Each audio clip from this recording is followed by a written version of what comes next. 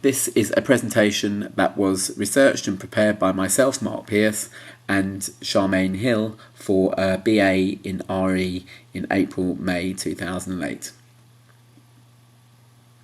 William Stringfellow was born in Johnson, Rhode Island in the USA, about here. He was a lay theologian and a lawyer prominent in the 60s and the 70s. He studied law in London, served in the army, but was really anti-war, and his Christian convictions eventually compelled him to use his legal skills for the American black and Hispanic populations, working in amongst what Victor Shepard would describe as among the poor and the marginalised.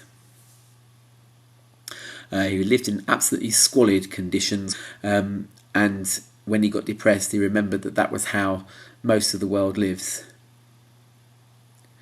Karl Barth, who was another prominent Second World War theologian, said that this was the man America should be listening to.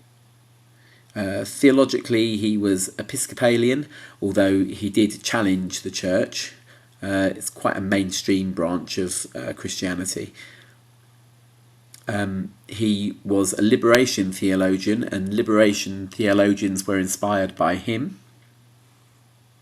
And he was pro-women priests, which was something considering that this was the 1960s. He was against segregation and racism.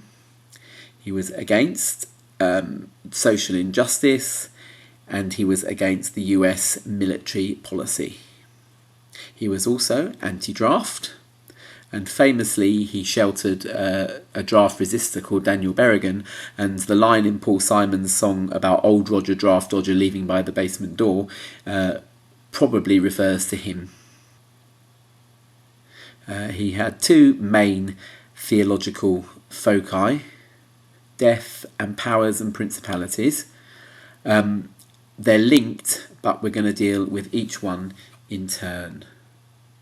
The quotes come from An Ethic for Christians and Other Aliens in a Strange Land, which was a document that he published in 1972.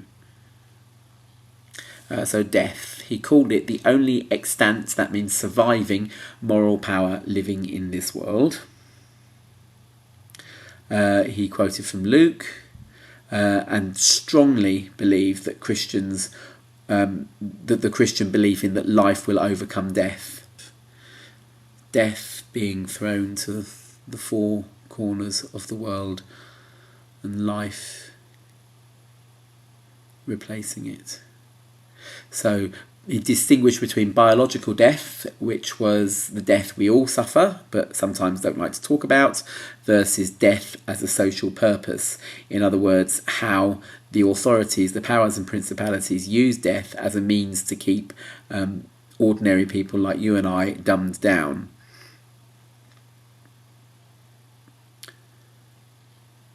So he saw that the Vietnamese War was a symptom of death. He didn't think that people died because they went to war in Vietnam. He saw that it was the other way around. Because we're morally dead, we had a war. Here's some euphemisms here. All of these come from his ethic. The other aliens in a strange land, I presume, are people from other faiths and other walks of life, but that feel similarly to him. Look at that. Massacre becomes a military tactic. Very familiar.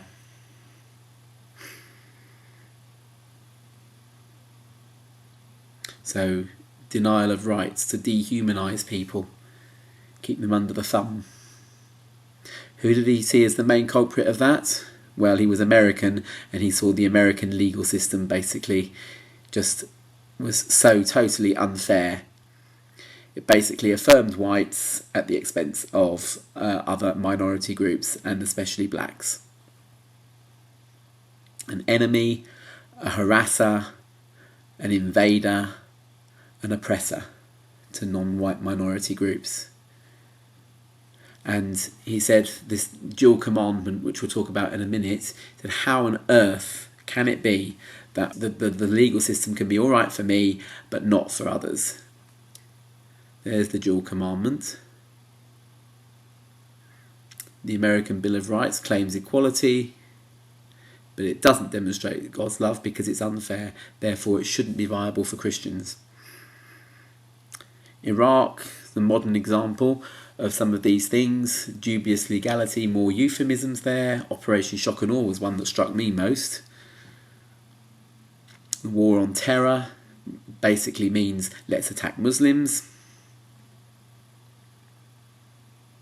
Zimbabwe and Darfur, where there's been not a huge amount of international pressure, especially compared with Iraq, and this whole business of scapegoating, blaming society's ills on one particular group, and Hitler did that with Jewish people.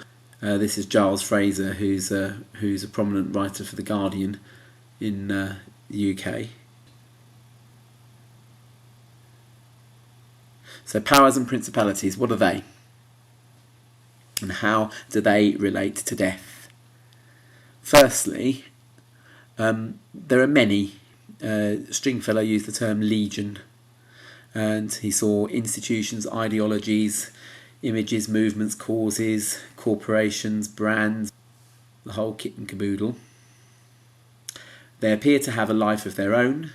My friend Peter King used the analogy of a football hooligan that might be a perfectly respectable person in day-to-day life, but because they're taken up by the mentality of the game, they act in ways that they wouldn't do normally. And common tactic, survival of the fittest. You see, we're slaves to principalities and powers, not necessarily that we want to be. Emphasis falls consistently on God's initiative in setting human beings free from bondage. It's like in Ignatius of Loyola, who basically said that God is working every moment to have a relationship with us. So Stringfellow is saying, well, if he is, then why are we still subject to death and principalities and powers? Some more references here. God is initiating our liberation from bondage. Don't behave as though you're still subject to them. It's key to his theories. So, the moral reality of death. Death outlasts all principalities and powers. Nations, corporations, economies. The economy was on the verge of complete collapse when myself and Charmaine prepared this. And once again, the only surviving moral power is even above what he would call the principalities and powers. And death and principalities and powers dehumanise by favouring certain groups over others, as we've already seen with the American legal system. But could you say that about all legal systems? Making minority groups scapegoats, Muslims, Jews, gays, prostitutes, drug addicts, the whole lot. Let's blame them instead of taking responsibility ourselves. Naomi Klein wrote a book called No Logo, where she described how people were kept under the thumb by making CD-ROM drives and not knowing how the rest of the computer works, so just basically being used as a slave, really, for others' benefit.